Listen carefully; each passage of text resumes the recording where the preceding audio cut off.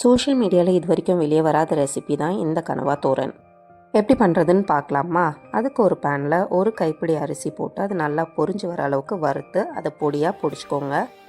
2 table spoon தேங்காய், அரை teaspoon பெருஞ்சீரகம், 1 டீஸ்பூன் ஜீரகம், ஒரு கொத்து கருவேப்பிலை குறைன்னு அரைச்சிக்கோங்க. ஒரு பேனில் 2 டேபிள் ஸ்பூன் தேங்காய் எண்ணெய், அதில் அரை டீஸ்பூன் கடுகு பொரிஞ்சதும் ஒரு பெரிய வெங்காயம், ஒரு கொத்து கருவேப்பிலையை போட்டு வதக்கிக்கோங்க. வெங்காயம் வதங்கினதும் 1 டேபிள் ஸ்பூன் இஞ்சி பூண்டு பேஸ்ட்டு, 2 பச்சை மிளகா இதையும் வதக்கணும்.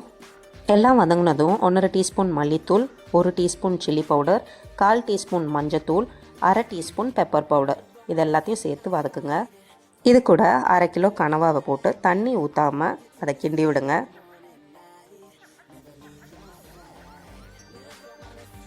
ஒரு சின்ன நெல்லிக்காய் சைஸ் புளியை எடுத்து அதிலிருந்து புளி தண்ணியை எடுத்துகிட்டு அந்த புளி தண்ணியை இந்த கனவாவோடு சேர்த்து விடுங்க.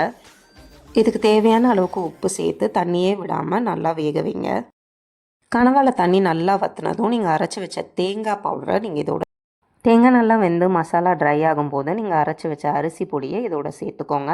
ஹை ஃப்ளேமில் வச்சு அது நல்லா உதிரியாக வேகிற அளவுக்கு வரணும். ஒரு காலத்தில் இந்த அரிசி போட்ட கனவா தோரன் என்னோடய ஊர் சைடில் ரொம்ப காமனாக பண்ணுற டிஷ்.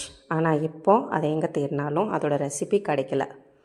செஞ்சு பார்த்துட்டு எப்படி இருக்குன்னு சொல்லுங்கள்.